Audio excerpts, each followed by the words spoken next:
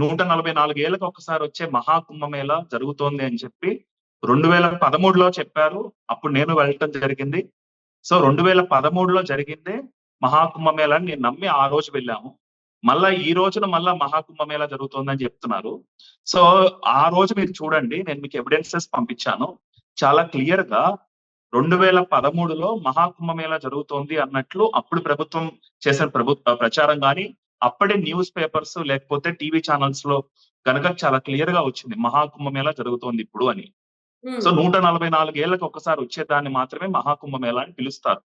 మళ్ళా నేను మీకు ఆ వీడియోలో కూడా చెప్పిన దాంట్లో ఏముందంటే చాలా స్పష్టంగా ఇప్పుడు ఏదైతే జరుగుతున్నదో దాన్ని మహాకుంభమేళా అని ఎందుకు పిలుస్తున్నారు అని అంటే 2017లో ప్రయాగ్రాజ్ మేళా యాక్ట్ అని చెప్పి ఒక చట్టం తీసుకొచ్చి దాని ప్రకారం ఈ కుంభమేళాని మహాకుంభమేళా అని అర్ధ కుంభమేళాని కుంభమేళా అని పిలుస్తాం ఇక్కడి నుంచి అని చెప్పి ఒక చట్టం తెచ్చారు. దాంట్లో కూడా నేను మీకు ఎవిడెన్స్ పంపించాను. ఒకవేళ 2025లోనే జరగాల్సింది మహాకుంభమేళా అనుకుందాం, 2025లో జరగాల్సిన మహాకుంభమేళా అనుకుందాం. అలాంటప్పుడు యూపీ ప్రభుత్వం ఎందుకు తీసుకొచ్చేదండి ఆ చట్టం? ఇక నుంచి మామూలు పూర్ణ కుంభమేళా అని మహాకుంభమేళా అని పిలుద్దామని చట్టం తేవాల్సిన అవసరం ఏంటి? దాని అందరికి అదే 144 ఏళ్ళకి ఒకసారి వచ్చేది. అరే ప్రిపరేషన్స్ చేసేవారు. ఏమని చేసేవారు? 144 ఏళ్ళకి ఒకసారి వచ్చే కుంభమేళా వస్తుంది కాబట్టి మళ్ళా నేను మీకు ఇందాక ఇంకొక ఎవిడెన్స్ పంపించాను. అందులో కూడా 2019లో యూపీ ప్రభుత్వం మహాకుంభమేళా సందర్భంగా ఏదైతే తప్పులు జరిగినాయో, స్టాంపేడ్ జరిగిందో ఆ రోజు కూడా మౌని అమావాస్య రోజు అలహాబాద్ రైల్వే స్టేషన్ లో ఇలాంటి స్టాంపేడే జరిగింది. 2013 అంటే అప్పుడు కాంగ్రెస్ ప్రభుత్వం, మన్మోహన్ సింగ్ అధికారంలో ఉన్నారు. అక్కడేమో యూపీలోకి వచ్చేసరికి ఎస్పీ ప్రభుత్వం ఉన్నట్లుంది. సో అప్పుడు ఇలాంటి తప్పే జరిగింది. ఇప్పుడు మనము కుంభమేళాను ఆర్గనైజ్ చేస్తున్నాం కాబట్టి ఇప్పుడు అలాంటి తప్పు జరగకుండా ఉండాలని చెప్పి ఒక మీటింగ్ పెట్టుకున్నారు. కానీ ఈ ప్రచారం మొత్తాన్ని ఏంటంటే కుంభమేళా అనే బదులు మహాకుంభ్ అని మొదలు పెట్టారు. సో మహాకుంభ్ అన్నప్పుడు ఏమవుతుంది? ఆటోమేటిక్ గా ఇది మహాకుంభ్ అంటే చరిత్రాత్మకంగా మనకు తెలిసింది, అందరికి ఆధ్యాత్మికవేత్తలకు లేకపోతే అందరికీ తెలిసింది. అరే 144 ఏళ్ళకి ఒకసారి వచ్చేదాన్ని మహాకుంభ్ అంటారు కాబట్టి ఇది ఆ మహాకుంభ్ అనే దాంట్లో వెళ్ళిపోతుంది. ఇప్పుడు తప్పో ఒప్పో నేనేమనుకుంటున్నానంటే అందరూ ఎందుకు గమనున్నారు అని అంటే, ఒకటి జనాలకు మరుపు ఎక్కువగా ఉంది. సో స్పెసిఫిక్ గా అక్కడికి వెళ్ళిన వాళ్ళకి ఏమైనా గుర్తుంటదేమో కానీ మామూలు వాళ్ళకైతే కుంభం అన్నారా, మహాకుంభం అన్నారా, అర్ధ కుంభమేళా అన్నారా, అయితే ప్రయాగరాజ్ కుంభమేళానా, హరిద్వార్ కుంభమేళానా, నాసిక్ కుంభమేళానా, ఉజ్జయిని కుంభమేళానా, ఇవన్నీ జరుగుతూ ఉంటాయి. నాకు ఆసక్తి ఉంది కాబట్టి వీటి మీద నాకు గుర్తుంది, నాకు అవగాహన ఉంది, నాకు అనుమానం ఇప్పుడు ఇంకో వారం ఏంటి మళ్ళా అదే మాట చెప్తున్నారు వీళ్ళు అని. సరే నేను కూడా ఎందుకు గమనున్నాను ఇన్నాళ్ళు అని అంటే, సరే మంచో చెడో మనం హిందువులు ఒక హైందవ ఇది చేస్తున్నారు, ఒక జాతర లాంటిది చేస్తున్నారు, మొదలు పెట్టింది కూడా మంచి దీనికే. సో అలాంటప్పుడు మనం ఎందుకులే స్పెసిఫిక్ గా జరుగుతున్నప్పుడు ఇవన్నీ మాట్లాడాలని నేను కూడా ఇప్పటివరకు మాట్లాడాలి. నాకు అది మహాకుంభం అని ప్రచారం మొదలు పెట్టినప్పుడే నాకు ఇదంతా కూడా అర్థమైంది. కానీ ఇప్పుడు ఎందుకు మాట్లాడానంటే, ఇది ఇంత విస్తృతంగా ఇంత విస్తృత ప్రచారం చేసి దేశం మొత్తంలో ఒక పావంతు మందినో 1/3 ఆఫ్ ద పీపుల్ ను అక్కడికి రప్పించే ప్రయత్నం ఎప్పుడైతే జరిగిందో ఆటోమేటిక్ గా ఏమవుతుందండి, ఒక డాక్టర్ గా నేను ఈరోజు స్పందించాల్సి వస్తుంది. ఏమవుతుంది అక్కడ ఆబ్వియస్ గా 40-50 కోట్ల మంది, వాళ్ళు చెప్తున్నట్లు 60 కోట్లు వచ్చారని చెప్తున్నారు. సో 40-50 కోట్ల మంది అక్కడికి వెళ్తే, ఒక ప్రాంతానికి వెళ్తే ఖచ్చితంగా అక్కడ ఏ ప్రభుత్వం కూడా, అంటే దేవుడు వస్తే తప్పించి మనుషులైతే గనక ఫెసిలిటీ సరిగ్గా ఇవ్వలేదు. సో ఇలాంటి ఉపద్రవాలు, ఇలాంటి తప్పులు జరుగుతాయి, వాటిని కూడా మనం ఆపలేము. అట్లాగే చాలా మంది ఇప్పుడు మన దేశంలో మనం చూసుకుంటే గడిచిన 2-3 ఏళ్ళగా పెద్దదాకా జలుబులు, జ్వరాలు, యాత్రలకు వెళ్ళొచ్చి హాస్పిటల్స్కి వచ్చే వాళ్ళు బోలు మంది ఉన్నారు. సో మేము అరుణాచలం వెళ్ళొచ్చామండి అని, వేరే ఊరు వెళ్ళొచ్చామండి అని ఈ ఊపిరితిత్తుల్లో ఇన్ఫెక్షన్ వచ్చే వాళ్ళు చాలా మంది ఉన్నారు. సో అది అలా నేను వెళ్ళటం నేను చెప్పను. కాకపోతే ఇంత విస్తృతంగా చేస్తున్నప్పుడు ఏమవుతుందనంటే, ఇలాంటి ఊపిరితిత్తులకు సంబంధించిన ఇతరాత్ర ఆరోగ్య సమస్యలు కూడా ఇలా వ్యాప్తి చెందే అవకాశం, మళ్ళీ అవన్నీ దేశం అంతా మోసుకొస్తున్నారు. సో అందరం చెప్పవలసింది సారీ ఫర్ ద ఇంటరప్షన్. ఇక్కడ బీయింగ్ అ డాక్టర్ మీరు చెప్పవలసింది హెల్త్ గురించి మెయిన్ గా మీ కన్సర్న్ కాబట్టి ఇలాంటి గ్యాదరింగ్స్ లో అవుతూ ఉంటాయి. వెళ్ళాల్సిన అవసరం లేదు అన్నట్టుగా మీరు చెప్తున్నారా? లేకపోతే మీ మెయిన్ పాయింట్ ఇది 144 ఇయర్స్‌కి ఒకసారి వచ్చే మహాకుంభమేళ కాదు అని తెలియజేయాలనుకుంటున్నారా? 144 ఏళ్లకు ఒకసారి వచ్చే మహాకుంభమేళ 2013లో అయిపోయింది. గురుగారు దీనికి 2013లో అయిపోయింది. మీరేమంటారండి? అంటే ఇక్కడ ఎంతో మంది పండితులు, పెద్ద పెద్ద ప్రముఖులు విజిట్ చేస్తూ ఉన్నారు. మరి వాళ్ళందరిది తప్పంటారా? వాళ్ళందరూ కుంభమేళాకు కూడా వెళ్తారు. మామూలు కుంభమేళాకు కూడా వెళ్తారు. ఒక మహాకుంభమేళా అని చెప్పి ఎప్పుడైతే ఇప్పుడు నేను చెప్తున్నాను కదా! నాకు తెలిసే నేను ఇప్పటివరకు ఎందుకు చెప్పలేదు. సరే ఒక మన హిందువులకు సంబంధించిన ఒక జాతరని వీళ్ళు అద్భుతంగా ప్రచారం చేసి చేస్తానంటున్నప్పుడు, అశుభంగా మనం ఎందుకు మాట్లాడటం నేను రైట్. మాట్లాడలేదు ఒక్క ఇన్నాళ్ళు. నిమిషం. ఒక్క నిమిషం. అలాగే వాళ్ళు కూడా మాట్లాడరు. ఇప్పుడు ఎక్కువ ప్రచారం చేస్తుంటే ఒక హైందవ సమాజంలో ఉన్న వాళ్ళు అది కూడా పండితులు లేకపోతే వీళ్ళెందుకు మాట్లాడతారండి? సాధువులు ఇది ఇది మహాకుంభమేళా కాదు. మీరు వెళ్ళొద్దు అని చెప్పరు కదా! రైట్. ఒక్క నిమిషం. కుంభమేళాకైనా వెళ్ళొచ్చు. బెనారస్ బాబు గారు, మహాకుంభమేళాకే గురుగారు కాదు కుంభమేళాకు కూడా వెళ్ళొచ్చు. అందుకని వాళ్ళు చెప్పరు. గురుగారు మీరు మన స్టూడియోకి రావడం జరిగింది. ఇది 144 ఏళ్లకు ఒకసారి వచ్చే మహాకుంభమేళ అనే చెప్పారు. అయితే ఇప్పుడు రఘురామ్ గారు కాదు అని అంటున్నారు. దానికి మీరు ఏమంటారు? ముందరగా ప్యానెల్లో ఉన్న మీ అందరికీ కూడా అమ్మవారి ఆశీస్సులు. అయితే ఇక్కడ మనం ఆలోచన చేయాల్సింది ముఖ్యంగా ఏంటంటే, మహాకుంభమేళ అనేటువంటిది మహా అనేటువంటి పదాన్ని పెట్టడంలో ఒక గౌరవ సూచకం. అది గౌరవాన్ని తెలియచేయటం ఒకటి. కుంభమేళ 4 చోట్ల జరుగుతూ ఉంటుంది. హరిద్వారు, అలాగే మనకి ప్రయాగరాజు, అలాగే ఉజ్జయిని, అలాగే మనకి నాసిక్. ఈ 4 చోట్ల జరుగుతూ ఉంటుంది. అయితే ఇప్పుడు ఇది 144 సంవత్సరాలది కుంభమేళ కాదు అని ఎవరైనా అనుకుంటే గనక అది పొరపాటు వాళ్ళది. హ్మ్. ఎందుకంటే పంచాంగ గణన లెక్కలు హ్మ్. ఇక్కడ 3 పద్ధతులుగా జరుగుతూ ఉంటాయి. ఒకటి సూర్యమానాన్ని బట్టి, ఒకటి చాంద్రమానాన్ని బట్టి, ఒకటి బార్హస్పత్య మానాన్ని బట్టి జరుగుతూ ఉంటాయి. సో ఎవరి లెక్కల్లో వారు ఆయా యొక్క గణితాలను బట్టి వారికి వచ్చిన ఇన్ని సంవత్సరాల్లో ఈ కుంభమేళాగా ఇట్లా చెప్పటం అనేది వారి యొక్క సంప్రదాయంలో పంచాంగ గణనలో చెప్తూ ఉంటారు. అది ఒకటి. రెండవది మళ్ళీ దేవతల కాలమానం వేరు, మనుషుల యొక్క కాలమానం వేరు. సో దేవతల కాలమానం ప్రకారంగా మనం ఆలోచన చేసి దీన్ని 144 సంవత్సరాల యొక్క కుంభమేళాగా మనం చెప్తున్నాం. హ్మ్. మనకి ఒక సంవత్సరం కలిపితే చనిపోయినటువంటి వారికి ఒక రోజుతో లెక్క. రైట్. అందుకనే తద్దినాన్ని ఒక రోజు చేస్తాం. అయితే వాళ్ళకి మరి రోజుకి అన్నం ఇక్కడ పెట్టే రఘురామ్ గారు అనేది ఏంటంటే 2013లో వచ్చింది మహాకుంభమేళ. మరి దీన్ని ఎందుకు మహాకుంభమేళ అని మళ్ళీ చెప్తున్నారు? 144 సంవత్సరాలకు ఒకసారి రావాలి కదా అని అంటూ ఉన్నారు ఆయన. ఇప్పుడు ఇక్కడ ఎవరినో మోసం చేసి ఎవరినన్నా మనం లేనిపోనివి చెప్పడానికి ఇప్పుడు ఒకటి కుంభమేళ అంటే కనుక ఎక్కడెక్కడి నుంచో సాధు పుంగవులందరూ వస్తారు. వారికి ఎలా తెలుస్తుంది ఏమిటి అనేటువంటి లెక్కలు ఎవరికి వారికి పంచాంగ గణితాలు తెలుసు. నాగ సాధువుల్లో అక్కడ అఖాడాలు ఉన్నాయి. ప్రతి అఖాడాకి ఇన్ఫర్మేషన్ ఉంటుంది. ఆ అఖాడా ద్వారానే ప్రతి ఇన్ఫర్మేషన్ ప్రతి చోట పాస్ అవుతూ ఉంటుంది. మన లెక్క ఇది, మనకి ఇట్లా అని తెలిసిపోతుంది వాళ్ళకి. అలాగే శంకరాచార్యుల వారి మఠాలు ఉన్నాయి భారతదేశంలో, వారి లెక్కలు ఉన్నాయి. అలాగే ఇట్లా జ్యోతిష్య పండితులు వీళ్ళు లెక్కలు ఉంటాయి.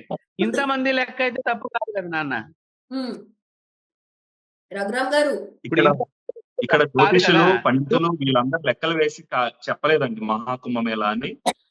యూపీ రాష్ట్ర ప్రభుత్వం ప్రచారం మొదలుపెట్టింది. 2013లో మహాకుంభమేళ జరుగుతుందన్నప్పుడు కూడా ఎవరు ఖండించలేదు. మీరు అనుకుంటున్నారు తప్ప లెక్కలు వేసిన వాళ్ళ గురించి మీకు తెలియదు. ఒకటి, లెక్కలు వేయకుండా ఎవరు ఏ ప్రోగ్రాము చేయరు సిద్ధాంతపరంగా. ఎందుకంటే కుంభమేళ అనేటువంటిది పుష్కరం వేరు, కుంభమేళ వేరు. సాక్షాత్తు దేవతల యొక్క గురువు అమృత భాండాగారాన్ని తీసుకొచ్చి అక్కడ వదిలేటువంటి పరమ పవిత్రమైనటువంటి పుణ్యమైనటువంటి రోజుల్ని కుంభమేళాగా మనం పరిగణిస్తాము. అది ఎన్ని రోజులు చెయ్యాలి, ఎక్కడి నుంచి ఎప్పటిదాకా చెయ్యాలి, దాని పద్ధతి ఏంటి, దాన్ని ఎలాగా ప్రజలందరికీ సమాచారం తెలిసి వాళ్ళకి కూడా పుణ్యాన్ని ప్రసాదించాలి అని ఆ యొక్క లెక్క కూడా పంచాంగంలో ఉంటుంది. మీకు సంవత్సరం అంతా కూడా కుంభమేళ చేసుకోవచ్చు, సంవత్సరం అంతా కూడా పుష్కరం చేసుకోవచ్చు. కానీ కొన్ని గ్రహాల యొక్క తీవ్రంగా ఆ గ్రహాలు ఆ రాసుల్లో ఉండి ఆ రాసుల్లో ఆ గ్రహాలు ఉన్నన్ని రోజులు మాత్రమే ప్రధానమైనటువంటి రోజులుగా చెప్తాం పంచాంగంలో. అందుకనే పుష్కరాలప్పుడు చూడండి డాక్టర్ గారు, 12 రోజులు మాత్రమే మనం పుష్కరాలు చేస్తాం. కానీ ఆ నదికి సంవత్సరం అంతా పుష్కరం కింద భావన చేస్తాం.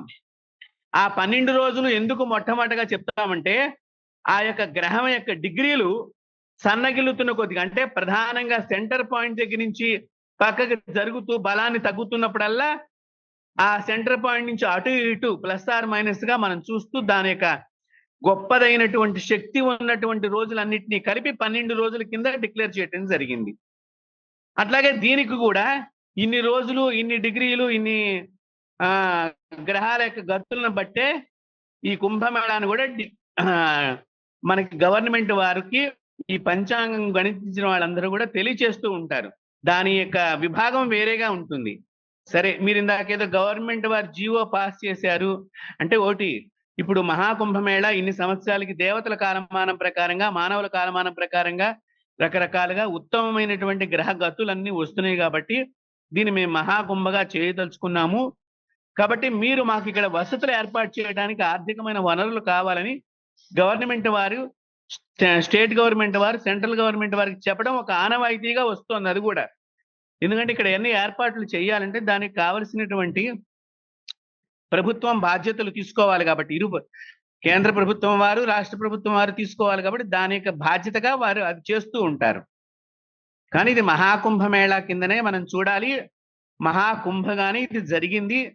ఇప్పుడు ఇక్కడ ఏ ఒక్కరు కూడా దీని మహాకుంభమేళా అని అనకుండా, ఇక్కడ జరగకుండా ఎవరు ఏది చేయలేదు. ఎందుకంటే పెద్ద పెద్ద అఖాడాలు వాళ్ళు, మొన్న మీరు గమనించారో లేదో, ఒక చిన్న పొరపాటు జరిగితేనే మేము ఆ రోజు స్నానాలు చెయ్యము అని భీష్మించి కూర్చున్నారు. ఎందుకంటే సంప్రదాయానికి అనుగుణంగా నడవకపోతే ఎవ్వరు కూడా అక్కడ ప్రభుత్వానికి అవసరమైతే నిలదీసి అడుగుతారు కదా. హైందవ ధర్మాన్ని సపోర్ట్ చేస్తున్న ప్రభుత్వమా, హైందవ ధర్మాన్ని సపోర్ట్ చేయని ప్రభుత్వమా, అట్లా ఉండదు. తప్పుని తప్పుగా వారు చెప్పడం, వారి దగ్గర ఉన్నటువంటి అఖాడాలు చాలా నిష్పక్షపాతంగా పనిచేస్తూ ఉంటాయి. దానిలో నాకు తెలిసినంత వరకు. రఘురామ్ గారు ఆయన ఏమంటున్నారంటే, ఇప్పుడు 2013లో మహాకుంభమేళ జరిగింది అనే దానికి సాక్ష్యాలను మేము మీకు పంపించాం. చాలా స్పష్టంగా పేపర్ ఎవిడెన్స్లు, టీవీ ఎవిడెన్స్లు, క్లిప్లు అన్ని ఉన్నాయి. పెద్ద పెద్ద నాయకులు వెళ్ళింది అదంతా కూడా. సో మహాకుంభమేళ అనేది ఎన్ని సంవత్సరాలకు ఒకసారి వస్తుందో ఆయన అడగండి. 144 ఏళ్ళకి ఒకసారి వచ్చేది మహాకుంభమేళ కాబట్టి 12 ఏళ్ల క్రితం వచ్చేసింది, అయిపోయిందని నేను అంటున్నాను. ఆయన ఏమంటున్నారంటే ఇదంతా ఆయన అలా కాదు, 12 ఏళ్ల క్రితం మహాకుంభమేళ కాదు. నాకు ఇక్కడ ఈయన పంపించారు, the investigation report of the stampede accident in Mahakumbh 2013 will be tabled in the Vidhan సభ అని అనేసి 2019 ది ఏదో పంపించారు.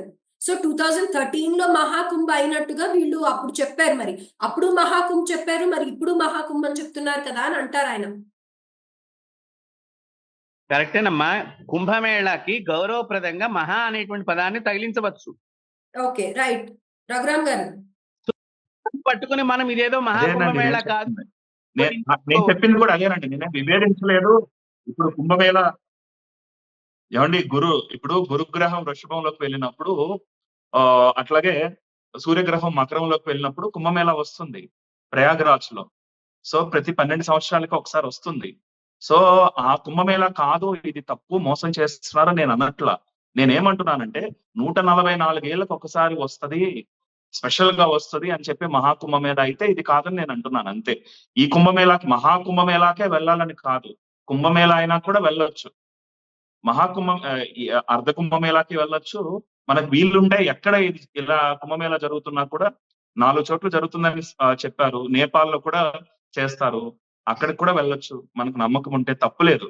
కాకపోతే నేను చెప్తోంది ఏంటంటే, ప్రభుత్వం ఈ రకంగా రెండో అని చెప్పి ప్రచారం చేసి, అది కూడా ఈ ఛార్జీలు మోత మోగించి వెళ్ళేటప్పుడు, ఇప్పుడు అతిపెద్ద హిందూ దేశం కదా, మరి హిందువులు ఒక ఫంక్షన్ చేసుకుంటున్నప్పుడు, ఇలాంటి ఒక మేళా జరుగుతున్నప్పుడు దీనికి వెళ్లాల్సిన ట్రైన్లు ఇవన్నీ కూడా అధిక ఛార్జీలు. సో అవసరమైనన్ని కల్పించారా అంటే కాదు, అధిక ఛార్జీలు పెట్టారు, అవసరమైన కల్పించలేదు. అక్కడికి వెళ్లి ప్రజలు ఇబ్బంది పడాలంటే రండి రండి అని ఇంత ప్రచారం చేసినప్పుడు ఆటోమేటిక్ గా అన్ని కోట్ల మంది వెళ్తే ఇబ్బంది పడతారు. అంతమందికి న్యాయం చేయలేరు. ఆ తర్వాత కొన్ని చావులు కూడా సంభవించినాయి.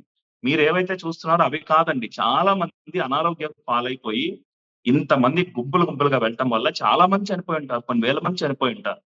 నేనేమంటానంటే కుంభమేళా జరుగుతుంది ప్రతి 12 ఏళ్లకి. మనకి కూడా రేపు పొద్దున్నే కృష్ణా పుష్కరాలు జరుగుతాయి. తర్వాత గోదావరి పుష్కరాలు జరుగుతాయి. ఇంట్రెస్ట్ ఉన్న హిందువులు వెళ్తారు. మనకు దగ్గరగా ఎక్కడ నది ప్రవహిస్తుందో వెళ్తారు, స్నానం చేస్తారు, వస్తారు. అంతేగాని రండి రండి రండి మళ్ళా రాదు ఇది అని చెప్పి ఇదే నిమిషంలో మునగాలి, ఈ 5 నిమిషాల్లో మునిగితేనే మంచిది, ఈ మౌని అమావాస్య రోజు మునిగితేనే మంచిది, ఈ పంచమి రోజు మునిగితేనే మంచిది, ఈ ప్రచారాలన్నీ చేయటం వల్ల ఏం జరుగుతున్నాయి? అనర్థాలు జరుగుతున్నాయి.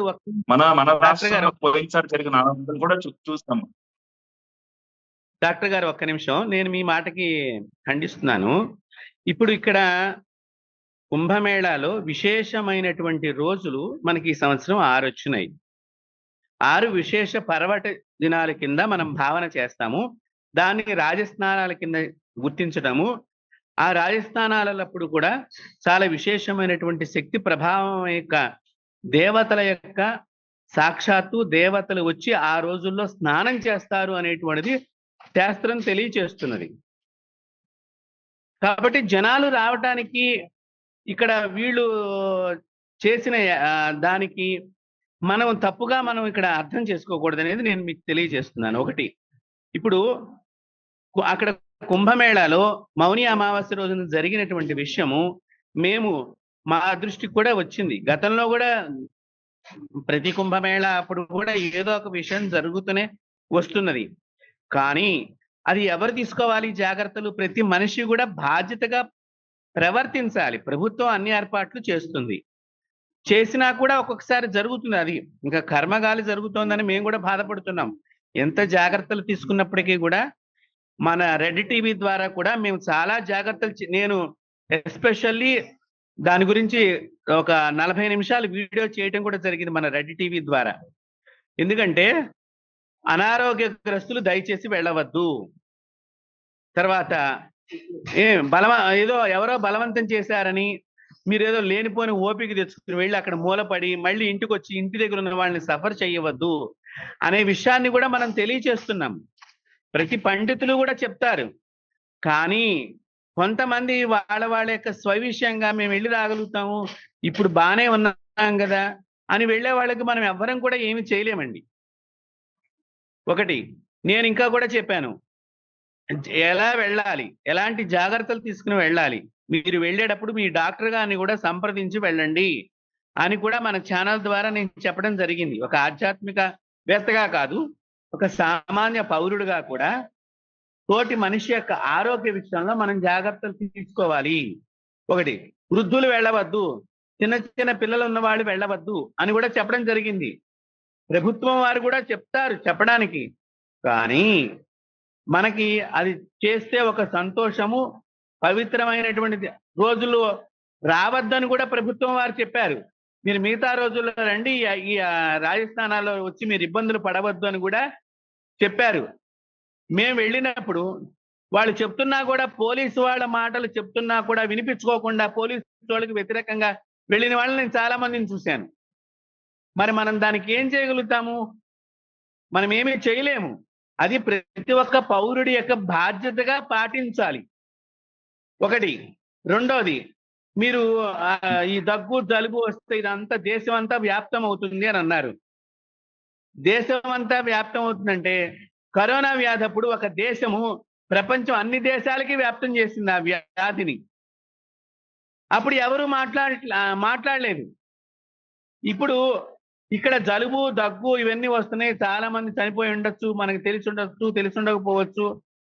చాలా మందికి దగ్గు జలుబులతో దేశం అంతా వీళ్ళ రోగులను తయారు చేయడానికి రండి రండి రండి అని అంటున్నారు. మీరు ఎవరం కూడా వ్యాధులు రావాలని కోరుకోము. ఒక ఇంట్లో పండగ జరుగుతూ ఉంటే అందరు రావాలని మనం కోరుకుంటాము, వచ్చిన తర్వాత రోగాలతో వెళ్ళాలని కోరుకోం కదండి. ఒకటి, మనుషుల్లో చాలా మందికి బలహీనత ఏర్పడింది, శారీరకంగా బలహీనత. ఆ బలహీనత వలన మీరు అన్నట్టుగా మీరు ఒక డాక్టర్గా మీరు ఒక వ్యాధిగ్రస్తుడిని కాపాడాలనే ఆలోచనతో, మంచి ఆలోచనతో మీరు చెప్పారు. దానికి నేను చాలా చాలా ధన్యవాదాలు. అది కాదు నేను చెప్పేది. ఇప్పుడు ప్రతి ఒక్కరూ ఆ బాధ్యతగా వాళ్ళు ఉండాలి. మీరైనా, నేనైనా, ప్రభుత్వం వారైనా. ప్రభుత్వం అక్కడ లోపల ప్రతి సెక్టార్ లోనూ చక్కగా బాత్రూమ్స్ అన్ని హైజెనిక్ గా క్లీన్ చేస్తోంది. మేము 6 రోజులు ఉన్నాం కుంభమేళాలో. రాజస్నానాలు అప్పుడే ఉన్నాము.